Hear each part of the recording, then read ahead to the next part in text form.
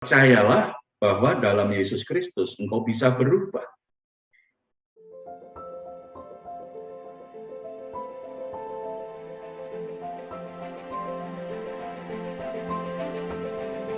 Apa arti sebuah nama? Nama menjadi tidak bermakna jika orang yang punya nama itu hidupnya tidak sesuai dengan namanya. Sebab setiap orang tua pasti memberi nama anaknya nama yang baik. Nama menjadi sangat bermakna kalau dari nama itu terpancarlah kualitas hidup seseorang. Nah, kalau kita pelajari tradisi Alkitab, apa yang ditulis di Alkitab, kalau bicara nama, itu pasti akan mengungkapkan tentang pengalaman hidup orang tuanya ketika anak itu kemudian dilahirkan. Tetapi nama juga bisa menggambarkan karakternya.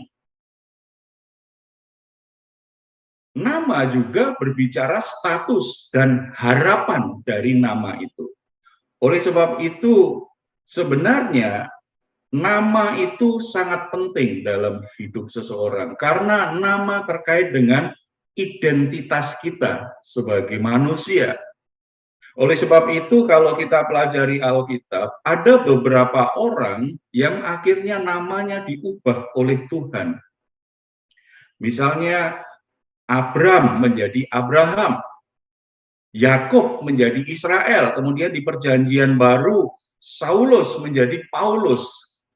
Tuhan mengubah nama seseorang karena itu bagian dari proses Tuhan memperbaharui perjalanan hidupnya.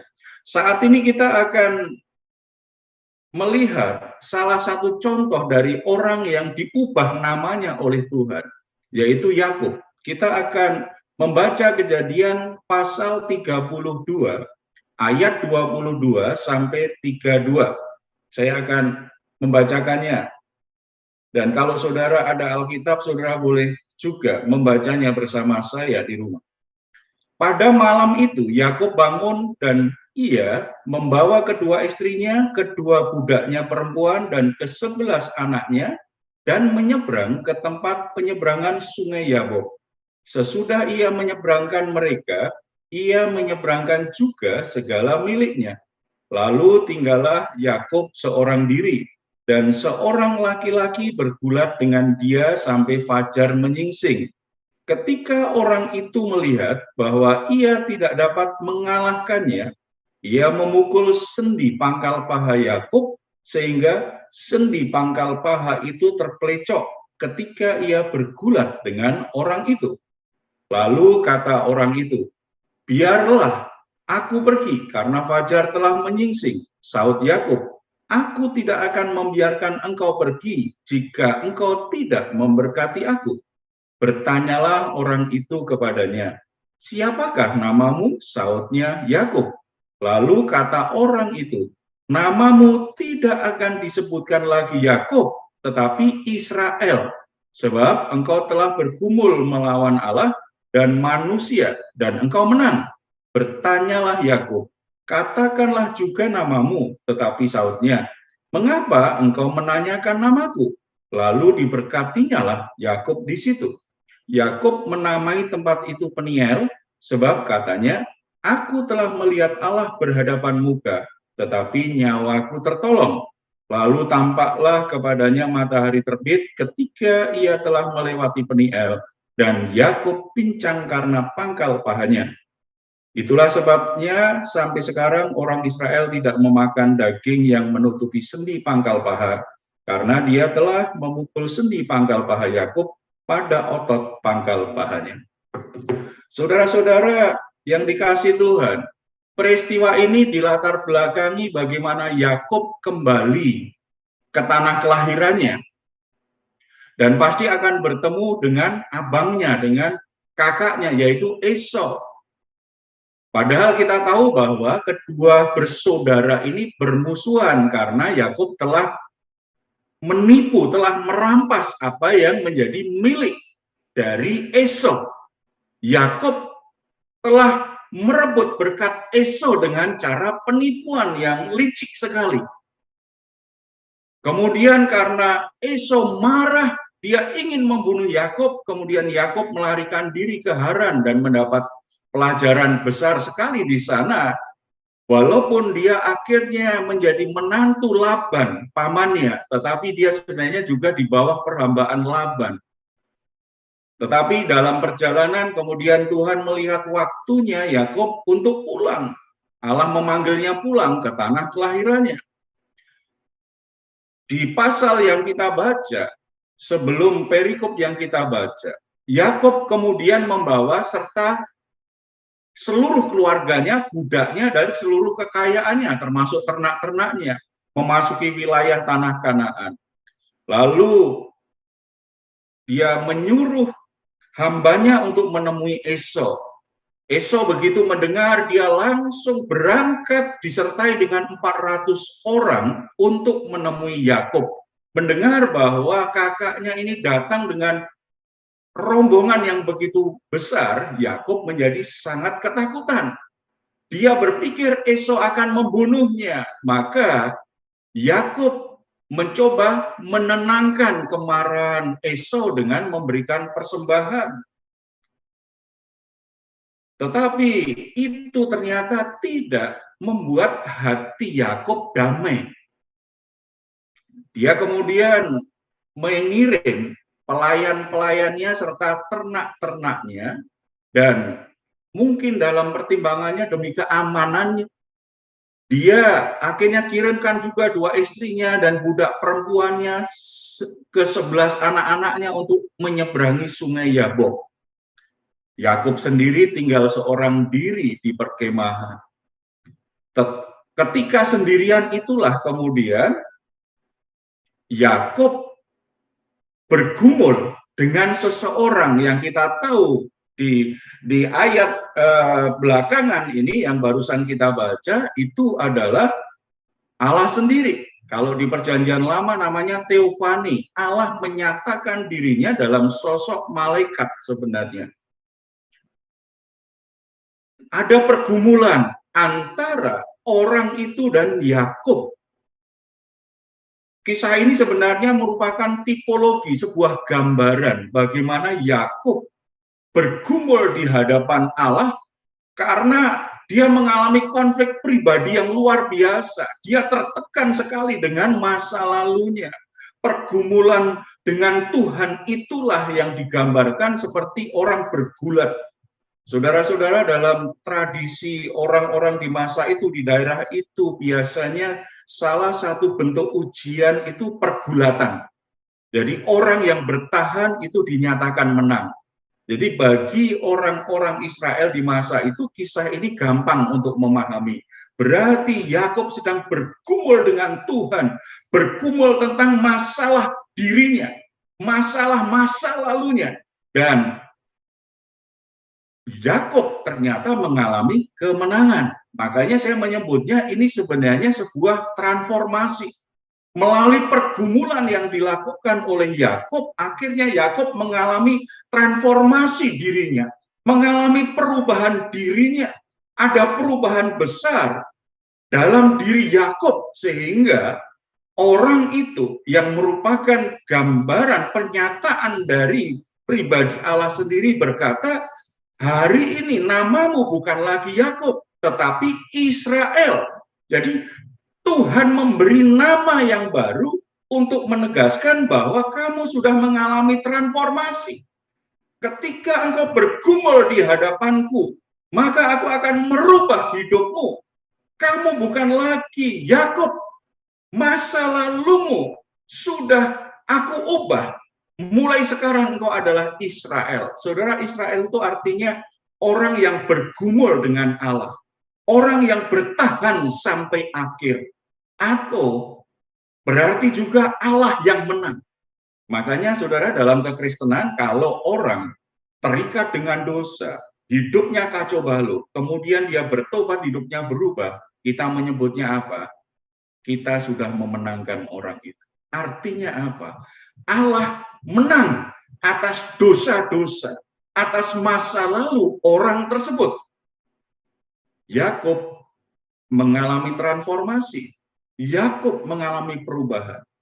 Dari Yakub seorang penipu menjadi seorang yang bertahan sampai akhir, seorang pejuang, seorang prajurit Allah, seseorang yang sudah dimenangkan oleh Allah.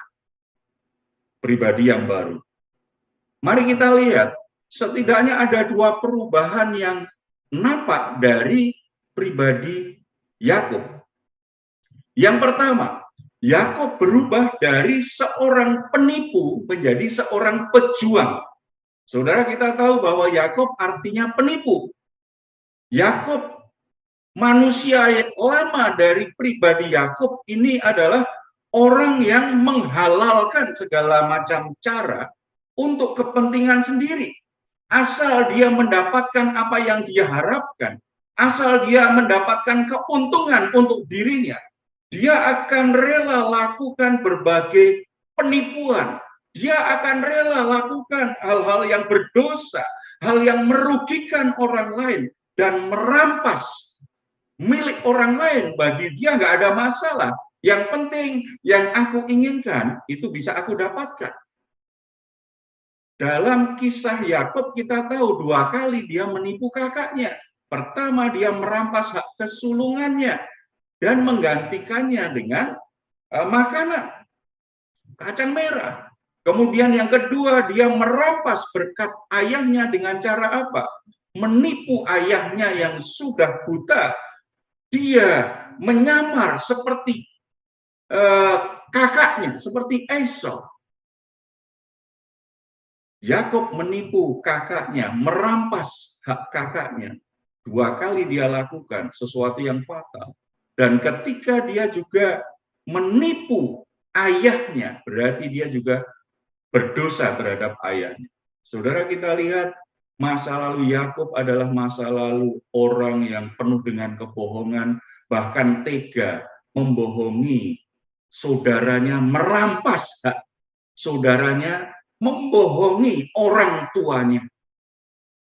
Saudara, tidak ada anak yang lebih buruk daripada anak yang rela membohongi orang tuanya untuk sesuatu yang sangat mulia, untuk sesuatu yang sangat penting.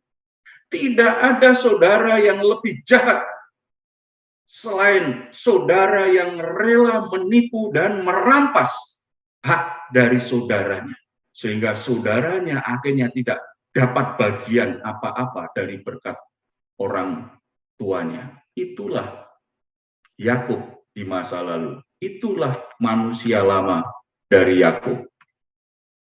Ini yang ditransformasi oleh Tuhan lewat pergumulan tersebut.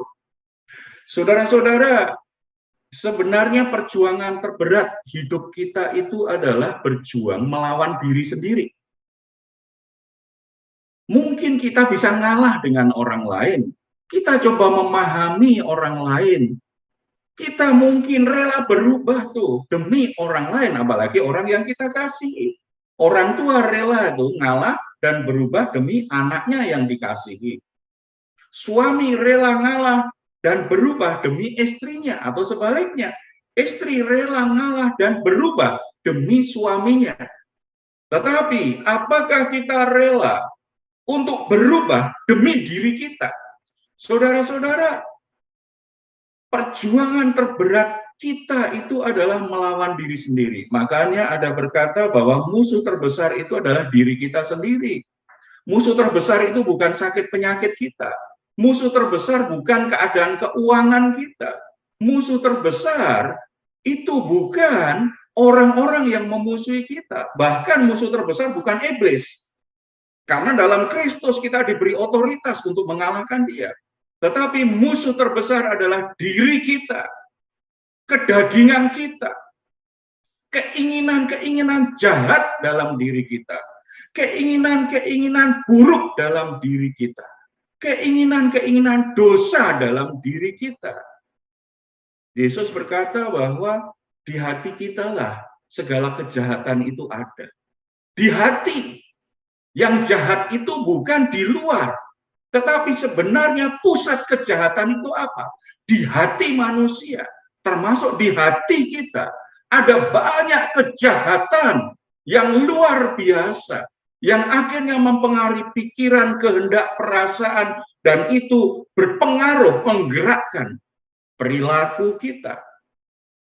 Karena biasanya kita itu memang ingin merasa nyaman dengan diri sendiri.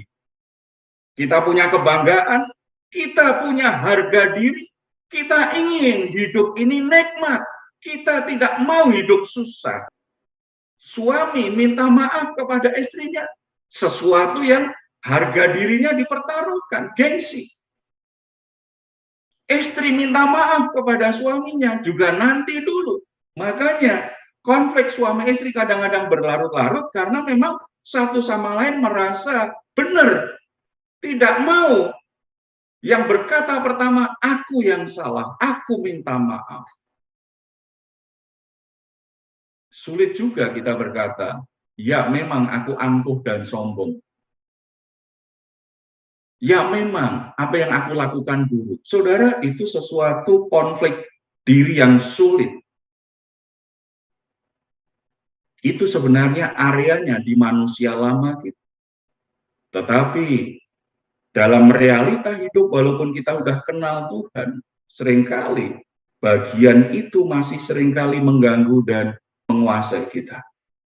Makanya, sebagaimana Yakub, kita membutuhkan transformasi dari Tuhan. Kita membutuhkan saat di mana Tuhan akan mengubah hidup kita. Sehingga kita berani jujur mengakui keadaan kita yang sesungguhnya. Yang lemah, yang ada kesalahan, yang angkuh, yang jahat, yang sombong, dan berbagai kejahatan keburukan. Kalau kita menyadari itu, kita akan seperti Yakub. Kita akan datang ke tata kasih karunia dan berdoa supaya hidup kita ditransformasi. Saudara-saudara, saya kenal seorang pria yang di masa tuanya tetap memiliki sifat dan kebiasaan buruk. Setelah dia tua, dia sebenarnya rajin beribadah, rajin berdoa, rajin baca Alkitab, rajin dengan kegiatan rohani. Tetapi karakternya sulit sekali berubah. Kemudian cara mengatasinya, dia datang ke hamba-hamba Tuhan, minta didoakan. Dari doa pelepasan, doa inner healing, doa apa saja lah. Pokoknya dia pengen berubah. Sebentar berubah, setelah itu kembali lagi pada kebiasaan yang lama. Sudah ikut berbagai macam seminar, berbagai retreat, pemulihan, tetapi tetap tidak berubah. Yang melayani juga jadi bingung. Kemudian dalam satu proses konseling akhirnya ketahuan bahwa problemnya apa. Bapak ini tidak jujur mengakui keadaannya yang sesungguhnya. Dia punya keangkuhan yang sangat besar. Dia hanya cerita hal-hal yang di permukaan saja. Sebenarnya dia punya konflik dalam dirinya itu sangat buruk dan jahat sekali. Karena dia dalam proses pelayanan selalu tidak jujur. Dia hanya mengatakan hal-hal yang dia mau akui saja. Yang dia tidak mau akui, dia tidak akan katakan kepada hamba Tuhan itu. Akibatnya proses pelayanan tidak pernah berjalan dengan baik. Saudara-saudara, itu sebuah bukti bahwa menceritakan hal-hal buruk dalam hati kita itu sesuatu yang menakutkan. Karena kita punya harga diri dan kita pengen kelihatan baik di mata orang. Kita lupa bahwa Tuhan bisa melihat yang tersembunyi dalam diri kita. Kalau dengan Tuhan kita juga tidak jujur, maka transformasi diri tidak akan terjadi. Nama kita sebagai anak-anak Allah, sebagai orang Kristen, tidak identik dengan sikap dan perilaku kita. Karena kita menyembunyikan bagian yang memang membuat kita tidak membutuhkan anugerah untuk diubah oleh Tuhan. Jadi saudara-saudara, sebenarnya kalau kita ingin seperti Yakub dan tidak ingin seperti pria dewasa yang saya ceritakan tadi, seburuk apapun masa lalumu, jangan menyerah dan jangan biarkan masa lalu itu tetap memenjarakan hidup. Seburuk apapun sifat dan kelakuanmu, percayalah bahwa dalam Yesus Kristus engkau bisa berubah. Yang saudara butuhkan bukan sekedar ikut kegiatan rohani lebih banyak. Yang saudara butuhkan bukan sekedar doa lebih banyak. Yang saudara butuhkan bukan sekedar baca Alkitab lebih banyak. Yang saudara butuhkan apa? Saudara perlu mengalami perjumpaan pribadi dengan Allah yang menciptakan hidupmu melalui Yesus Kristus. Saudara perlu mengalami perjumpaan pribadi dengan Yesus Kristus, dengan Tuhan, dan saudara harus bergumul di hadapan Tuhan, bergumul tentang dirimu, tentang masa lalumu, tentang dosa-dosamu di hadapan Tuhan, sampai saudara mendapatkan anugerah Tuhan yang mengubah hidup. Pastikan Tuhan memenangkan masa lalumu. Saudara tidak akan pernah bisa menyelesaikan masa lalumu sendiri. Kalau itu terkait dengan dosa yang mempengaruhi hidupmu di dalam banyak aspek, sehingga sampai saudara dewasa, saudara masih terikat dengan kebiasaan yang lama. Saudara masih punya sikap-sikap yang buruk. Saudara di hatimu, dalam pikiranmu masih dipenuhi dengan hal-hal yang negatif. Saudara sulit, bahkan tidak bisa lepas dari masa lalumu dengan hidup lamamu. Tetapi Allah sangat mampu. Percayalah bahwa Yesus Kristus, Tuhan kita, itu merupakan anugerah terbesar yang diberikan Allah untuk mentransformasi hidup kita. Karena penebusan Yesus Kristus itu sempurna, yang membuat semua kekuatan dosa dihancurkan dalam hidup kita. Jati dirimu sekarang bukan lagi manusia lamamu, tetapi jati dirimu, namamu sekarang dalam Kristus adalah ciptaan yang baru. 2 Korintus 5 ayat 17 mengatakan seperti ini. Jadi siapa yang ada di dalam Kristus, ia adalah ciptaan baru. Yang lama sudah berlalu, sesungguhnya yang baru sudah datang.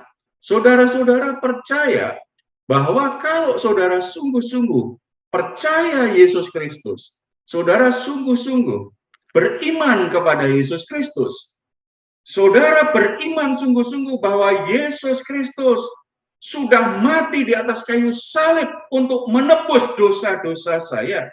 Yesus Kristus sudah mencurahkan darahnya untuk menyucikan saya dari dosa-dosa saya, dari kecemaran saya. Yesus sudah dikutuk supaya kita diberkati. Kalau kita sungguh-sungguh percaya bahwa Yesus punya kuasa untuk mengalahkan maut, sehingga 3 hari kemudian dia bangkit dari kematian, maka sesungguhnya secara posisi engkau adalah ciptaan baru. Lihat dirimu bukan menurut masa lalumu, tetapi lihat dirimu sesuai dengan waktu kamu berjumpa dengan Tuhan. Ketika saat engkau sudah ditransformasi oleh Yesus Kristus. Yang lama sudah berlalu, sesungguhnya yang baru sudah datang. Lihat dirimu seperti itu. Jadi nama apa saja yang diberikan orang tuamu, oke, itu ada harapan dari orang tua, ada alasan orang tua memberimu nama seperti itu. Tetapi kalau engkau sudah di dalam Kristus, engkau adalah ciptaan yang baru. Yakub diubah namanya jadi Israel. Seorang penipu diubah menjadi seorang pejuang. Itulah Yakub. Itulah kita. Hidup lama yang berdosa diubah menjadi ciptaan baru, pejuang Allah. Orang yang dipakai Tuhan untuk menyatakan kebenaran. Saudara-saudara, kita lihat yang kedua. Yang kedua, dari seorang perampas berkat menjadi seorang yang diberkati. Kalau kita perhatikan tadi, dalam pergumulannya, Yakub kemudian berkata, aku tidak akan melepaskanmu sebelum engkau memberkati aku. Saudara, lihat perkataan Yakub itu perkataan untuk seorang Yakub itu sesuatu yang luar biasa. Karena sebelumnya Yakub itu supaya mendapatkan berkat, dia menipu. Supaya mendapatkan berkat dari ayahnya, dia menipu. Jadi dia tipe perampas berkat orang lain. Dia senang sekali kalau mengambil haknya orang lain. Dia senang sekali kalau merebut berkat orang lain. Itu Yakub sebelumnya. Tetapi ketika Yakub bergumul dengan Allah, kemudian dia menyadari bahwa yang dia butuhkan adalah berkat Allah. Dia tidak perlu berkat kakaknya. Yang dia butuhkan adalah berkat Allah untuk dia secara pribadi. Saudara-saudara, ada banyak orang Kristen suka membandingkan dirinya dengan orang lain. Kenapa dia diberkati seperti itu, aku tidak ya? Lalu, kalau dia diberkati, harusnya aku juga diberkati juga dong. Saudara-saudara, setiap orang itu diberi jatah oleh Tuhan, berkatnya masing-masing. Tuhan memberi jatah, perumpamaan talenta jelas sekali. Tuhan memberi jatah ini, kepercayaan. Ada yang 1, ada yang 2, ada yang 5. Tuhan dalam kedaulatannya mempercayakan talenta itu kepada hamba-hambanya. Dia lihat, kamu mampu tidak? Kalau mampu, kamu kembangkan. Kalau kamu bisa dipercaya dengan hal-hal yang kecil, aku akan percayakan yang lebih besar. Tetapi soal berapa banyak berkat, Tuhan itu tahu siapa yang harus diberkatinya. Jadi kalau kelihatannya saat ini saudaramu diberkati lebih banyak, nggak perlu cemburu. Sebab mungkin saudaramu sebenarnya diberi kepercayaan oleh Tuhan lebih banyak darimu. Yang jadi masalah sebenarnya bukan berapa banyak berkat yang kita miliki. Tetapi apakah kita bisa dipercaya Tuhan sebagai pengelola berkat yang baik? Kalau kita diberkati, kita tidak perlu menjadi sombong dan menghakimi orang yang kurang diberkati. Kurang diberkati itu biasanya orang menilainya dari jumlah berkatnya. Oke, itu bahasa umumnya. Lalu menghakimi orang yang berkatnya kurang dari dia, dia hakimi. Mungkin kamu berdosa, mungkin kamu ada hidupmu kurang rohani, kurang berkenan kepada Tuhan, ada penghakiman. Itu artinya diberkati Tuhan tetapi menjadi sombong. Tetapi ada juga orang yang merasa kurang diberkati, berkatnya kurang banyak ini. Lalu berusaha seperti Yakub di masa lalu, merampas berkat orang lain, merampas berkat saudara-saudaranya. Caranya apa? Bisa seperti Yakub, menipu. Gimana dengan kata-kata yang penuh tipuan, dia bisa mengambil berkat dari saudaranya. Dengan cerita-cerita bohong, dengan dengan acting, dengan bahasa tubuh yang menipu, intinya supaya dia bisa mengambil berkat saudaranya. Atau bisa juga dengan selain menipu, bisa juga merampas, itu bisa dengan cara mencuri. Jadi tidak perlu minta, tidak perlu ngomong, ambil saja. Mencuri milik orang lain, mencuri berkat orang lain. Atau memanfaatkan kebaikan orang lain yang lebih diberkati. Memanfaatkan dengan berbagai macam cara, intinya supaya saya bisa mengambil sebagian dari milik orang itu untuk saya, untuk kepentingan saya. Saudara-saudara, di dalam Yesus Kristus, kita telah diposisikan sebagai orang yang diberkati sebenarnya. Tetapi saluran berkat itu seringkali tersumbat, terhalang. Karena apa? Karena kita membiarkan dosa, kejahatan tetap ada di hati kita. Mungkin tidak ada orang yang tahu. Orang tahunya kita orang baik. Tetapi Tuhan melihat apa yang ada di hatimu. Kecemburuan, iri hati, nafsu jahat, keinginan-keinginan yang hanya ingin memuaskan diri sendiri. Bukankah itu yang menghalangi doa-doamu dikabulkan Tuhan? Itu yang menyumbat berkat Tuhan itu bisa mengalir dengan baik dalam hidup. Contohnya keran di kamar mandi. Keran di kamar mandi saya pernah mampet. Saya pikir habis air di water torrentnya, tetapi ternyata penuh. Tetapi kenapa airnya tidak mengalir dengan baik? Ketika kita cek, ternyata ada banyak sekali kotoran, lumut dan pasir ada. Banyak.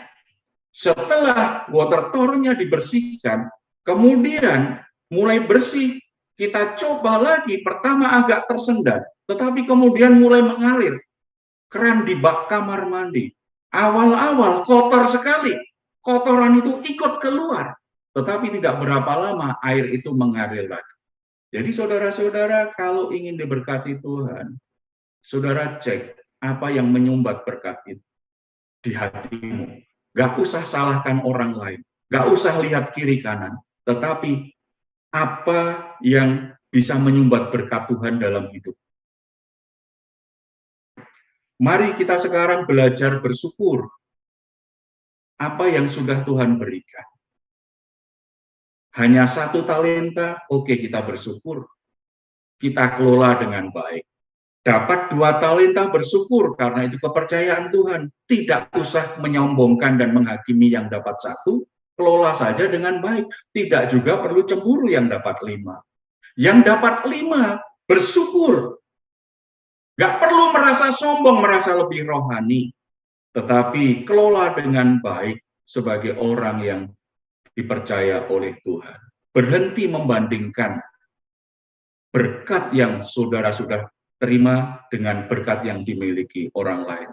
Berhenti iri dengan apa yang dimiliki. Jati dirimu di dalam Kristus adalah orang yang diberkati. Namamu adalah orang yang terberkati. Jadi tidak perlu cemburu, iri, dan tidak perlu juga pesimis tentang masa depanmu. Lihat dirimu. Saudara adalah orang yang terberkati. Bukan karena kesempurnaanmu, tetapi Yesus sudah mematahkan kutuk dosa dalam hidupmu dan mengalirkan berkat dalam dirimu. Tuhan tidak hanya ingin memberkatimu, tetapi juga ingin menjadikanmu saluran berkat. Oleh sebab itu, ada 2 hal yang harus kita tinggalkan. Pertama, tinggalkan mental miskin. Yang kedua, tinggalkan mental pengemis. Mental miskin itu apa? Mental yang selalu berpikir kurang. Jadi mental miskin itu tidak bergantung, nggak punya duit, enggak. Walaupun duitnya segepok, tetapi tetap merasa kurang. Itu mental miskin. Kalau orang punya mental miskin, ada dorongan dalam dirinya untuk menjadi serakah, untuk merampas hak orang lain, karena dia tidak rela orang lain punya lebih banyak. Itu mental miskin. Tinggalkan juga mental pengemis. Mental pengemis itu apa? Selalu mengharapkan belas kasihan orang lain. Ini tidak bergantung kita punya sedikit atau banyak, enggak. Ada orang yang punya banyak pun kalau punya mental pengemis, selalu mengatur, selalu menyeting dirinya itu gimana supaya saya dapat sesuatu dari orang lain. Itu mental pengemis. Tidak. Bersyukur saudara. Saudara itu sudah menjadi anak-anak Allah yang diberkati. Statusmu adalah anak-anak Allah, orang yang terberkati oleh Tuhan. Apapun yang sudah saudara terima dari Tuhan, kelola dengan baik, dengan bersyukur, dengan baik. Ya, walaupun sedikit, kelola dengan baik, bersyukur, nikmati dengan sukacita, kelola dengan benar. Kalau saudara diberkati lebih dari yang lain, berarti itu bicara tanggung jawab. Saudara harus jadi saluran berkat bagi orang lain yang membutuhkan. Sehingga melalui berkat yang saudara terima, nama Tuhan dimuliakan.